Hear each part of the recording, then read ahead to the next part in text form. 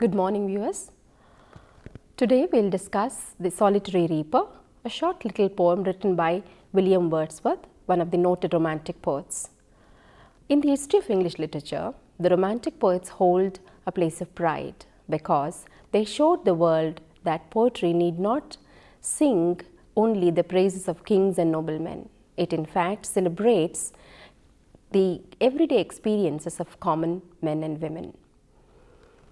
Wordsworth is known as a high priest of nature because he celebrates every aspect of nature: the hills, the valleys, the rivers, the birds, the streams, the trees, the woods, just about everything that is a part of nature. Today in this poem, short little poem but beautifully written, we will discuss the theme of the poem in detail through audiovisual support. The theme of the poem, The Solitary Reaper. This module will also focus special attention on certain important sentiments expressed in the poem. For example, the effervescent presence and the lasting impact of nature on human life. In fact, for Wordsworth, nature is a teacher. The understanding of the poem is both ensured and enhanced by a list of questions on appreciation of poetry. A set of questions for self-study helps in gaining a deeper understanding of the vision of life the poem embodies. This is followed by a quiz on the content of the poem. The module also provides web-based video links as support to interested learners and suggests books for further reading. So before we go to the poem, we now understand that this module covers just about everything about the Solitary Reaper. Now, without much ado, let us go through the Solitary Reaper.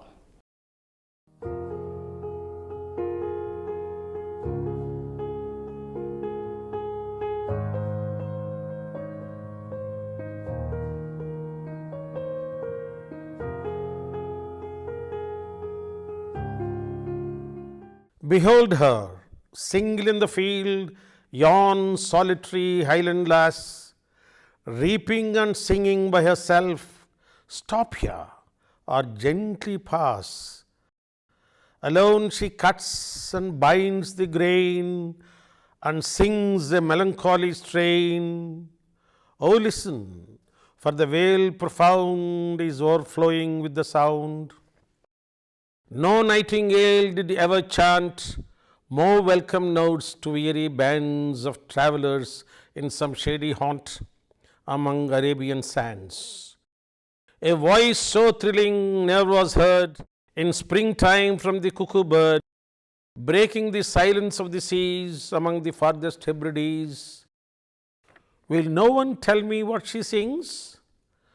Perhaps the plaintive numbers flow for old, unhappy, far-off things and battles long ago.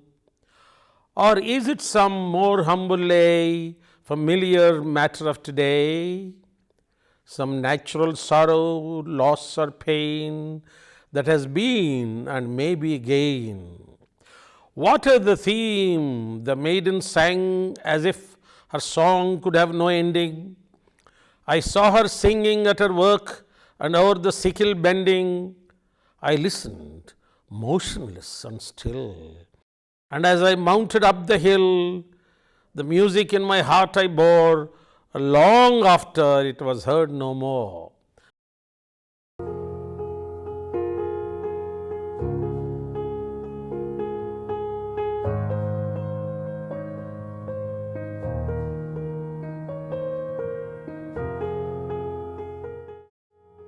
Let's first look at the first stanza.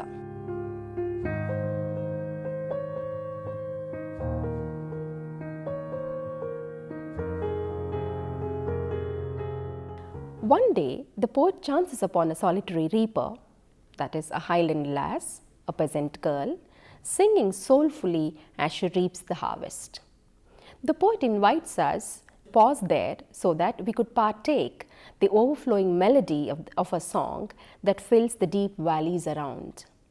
If we do not have the patience or the inclination to stop by, the poet says, we should at least pass gently so that we do not distract the singer who is engrossed in her work and engulfed in the music of a song.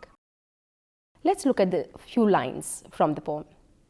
Behold her single in the field, yon solitary highland lass, reaping and singing by herself, stop here or gently pass.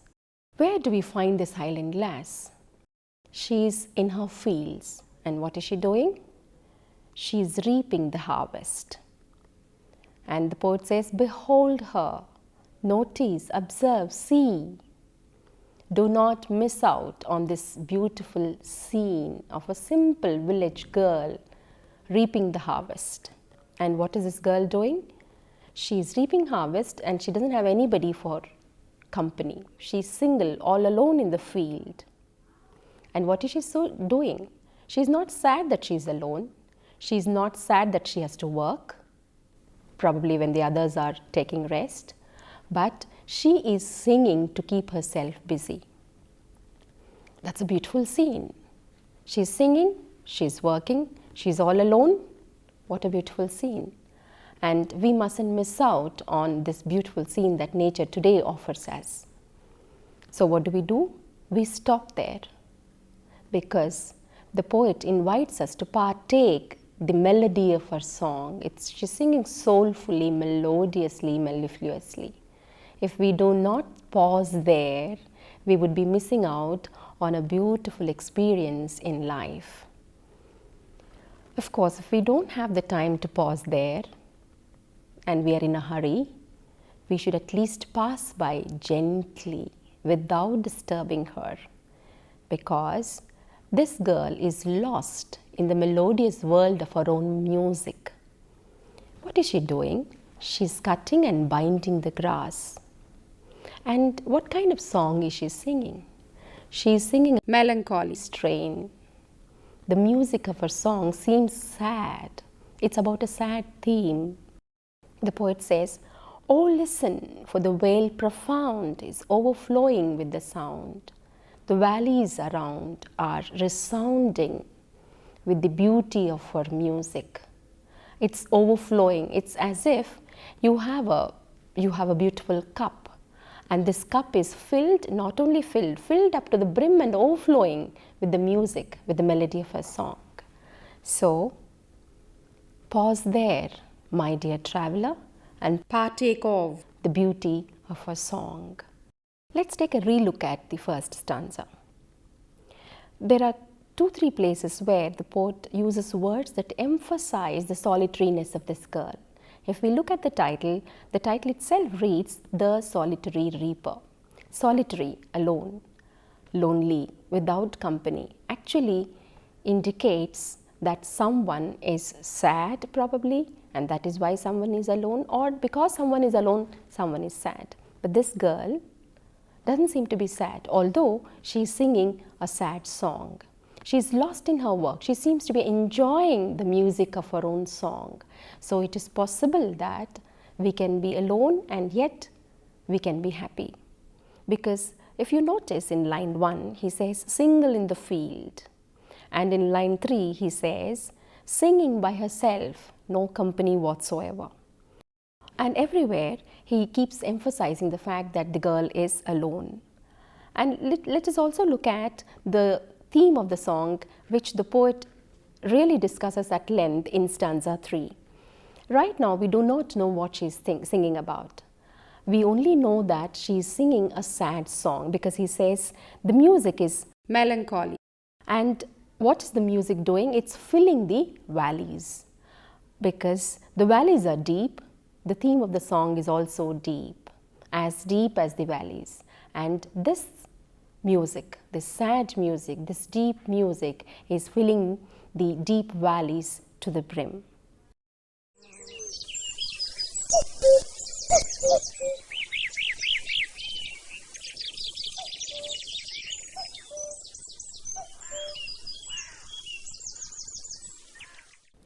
Now let us look at the second stanza.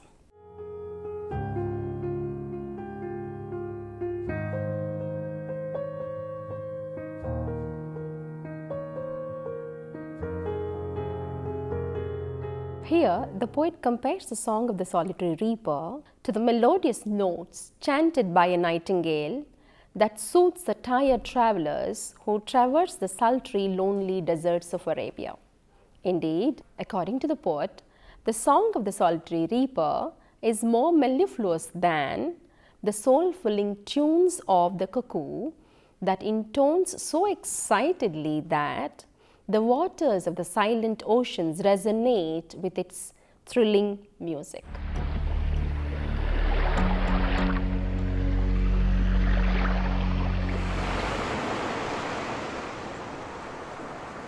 No nightingale did ever chant more welcome notes to weary bands of travelers in some shady haunt among Arabian sands.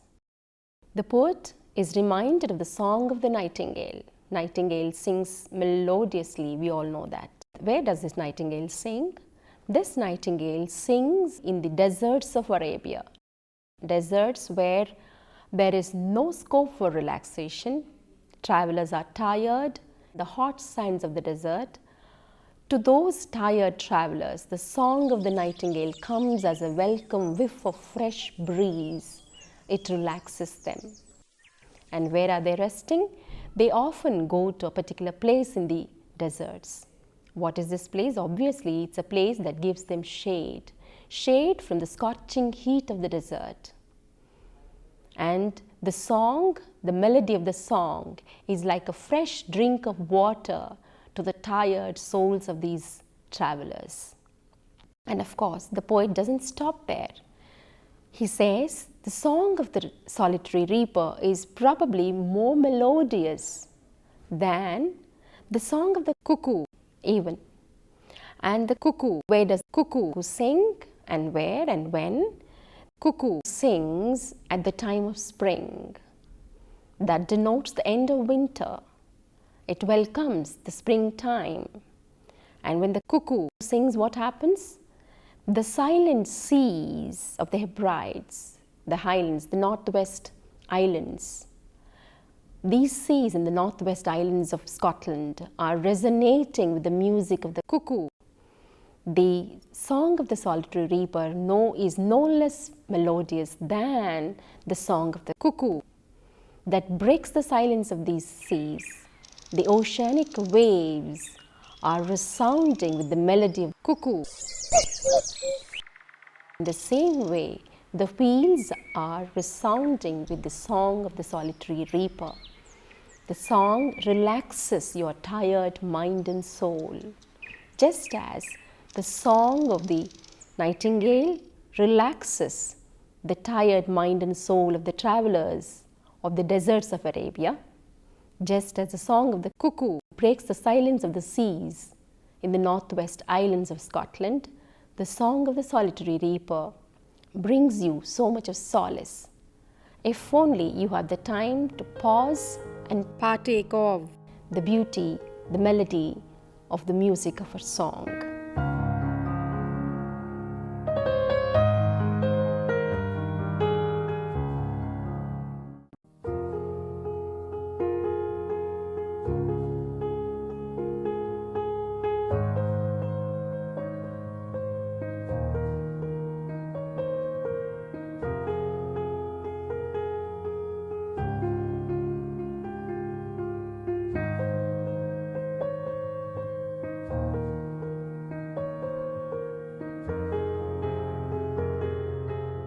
The poet is unable to follow the content of the song of the solitary reaper. What does she actually sing about? He doesn't seem to have a clue. All that he can understand is that it is a melancholy song. That is a sad song with a sad theme. And of course, now he wonders what makes it such a sad song. Although he couldn't follow the lyric of the song, based on the music, he could sense that she was singing a sad song. Although the girl herself seemed very happy, the theme of her song seemed to indicate a sad experience. Could she be singing about wars waged long ago, or about some unhappy past events? Or could it be that her song mourns the loss and sorrow that are so characteristic of everyday human life? The poet wonders. What is she singing about? Could anybody tell me? You, my fellow passers-by? Do you understand? Perhaps it's only a guess, the poet says. That's why he says perhaps. Perhaps the plaintive numbers, that is the sad music, flow for old, unhappy, far-off things. Maybe she is reminded of a sad event, a sorrowful experience in the past. Or could she be singing about battles, about wars, where people lose their lives, where there's a lot of bloodshed, where there's a lot of pain, agony, suffering, because war has nothing beautiful about it. It has blood. It has loss of life. And blood and loss of life can only bring memories of sadness to your mind. So is she reminded of those wars that were fought long, long ago? Could it be possible? Probably. That's why he says perhaps.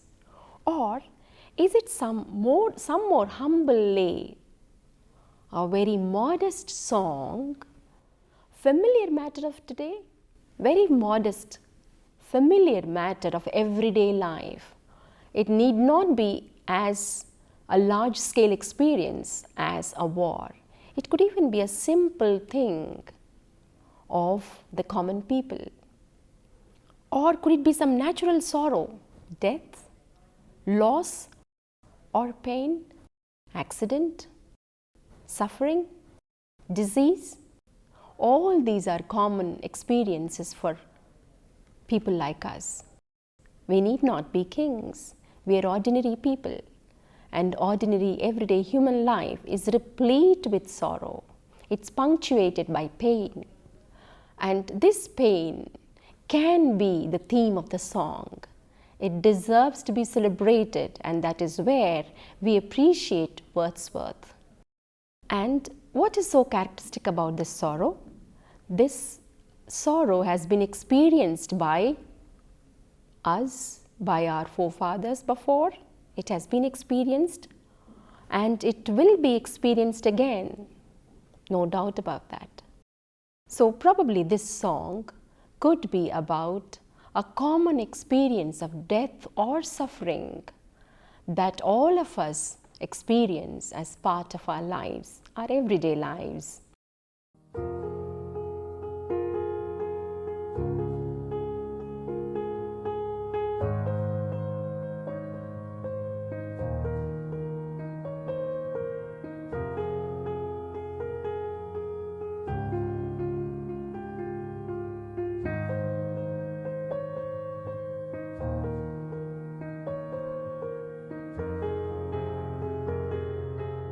Now, the poet takes us to the concluding sentiments that he feels towards the song of the solitary reaper. Having exposed us to the melody of the music of the song of the solitary reaper, having made us wonder what the theme of this sad song could be, the poet now seems to breathe permanent life into the song of the solitary reaper by saying that the song stayed with him even after he left the place. She was lost in two things. She was lost in her own work, because when you're lost in work, you're lost to the world. And more importantly, she was lost in the music of her own song. It seemed as if she became one with her work and one with her song. There is no girl there, there is no sickle there, there is no harvest there. The harvest, the solitary reaper, and the song became one lost in the element of nature.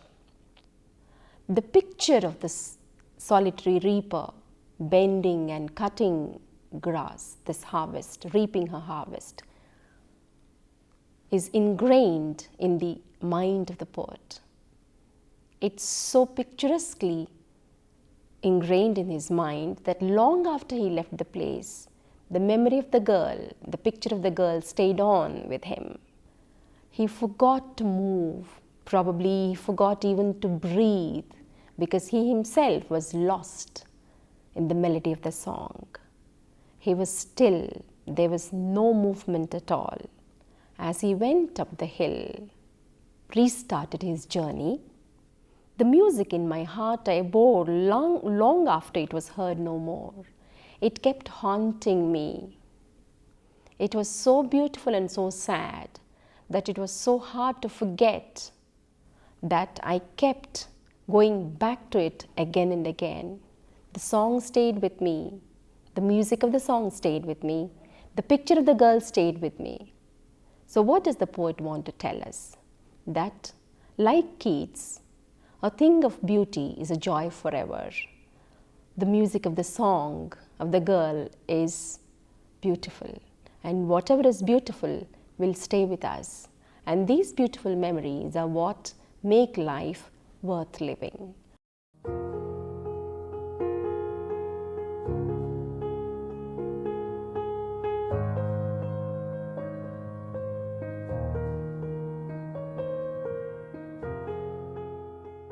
Let us now focus some attention on some of the words that the poet uses to tell us that the girl's song is indeed a sad song. In the very first stanza, the poet says, "It's beautiful, but it's sad. It's beautiful and sad, and in a way it is so haunting that it stays with us. It's so hard to forget. Although it is sad, it is still haunting." And in the third stanza, he again re-emphasizes the fact that it's a sad song, that it's not a happy song. He says, perhaps the plaintive numbers, plaintive again is indicative of sadness. So the girl's song is a sad song. Why is it a sad song? Because it sings about, again, notice the words that the poet uses, unhappy things. The theme of the song is unhappy experiences. It sings about battles. There is nothing happy about battles. Also, it sings about loss, sorrow, pain, all unhappy experiences. So if we notice the words that the poet uses to bring home the point that it's a sad song, we very well understand that the theme of the song cannot be a happy one, because it sings about all unhappy experiences. So it is indeed a sad song. So let us list the words that he uses: sorrow, loss, pain, unhappy, plaintive, melancholy. All that tell us that it's a sad song. Let us also draw our attention to the rhyme scheme that the poet uses in this poem. We all know that poems, the beauty of the poem is enhanced because the poets use rhyming words. They're so musical when we read the poem aloud. Let's look at the rhyme scheme. In the first stanza, the rhyming words are lass, pass, grain, strain, profound, sound. The second stanza, the rhyming words are chaunt, haunt, bands, sands, herd, bird, seas, Hebrides. In the third stanza, sings, things, flow, ago, lay, day, pain, again. In the last stanza, the rhyming words are ending, bending, still, hill, bore, more. These rhyming words lend musical, rhythmic beauty to a poem when it is read aloud. Now let us look at the other aspect, the thematic aspect of the poem. This poem tells us that music has a lasting impact on us. How? The girl sang a song. She was lost in the melody of her song, all right. The poet happens to pass by when the girl is singing, but the impact of the music stays on with him long after he has left the scene. That is, music is the food of the soul. Music has that soothing impact. It has that haunting effect on us. Whether the theme may be sad or happy, music stays with us. So the lasting impact of music is very well epitomized in this poem. The song of the solitary reaper stayed with the poet for a very long time.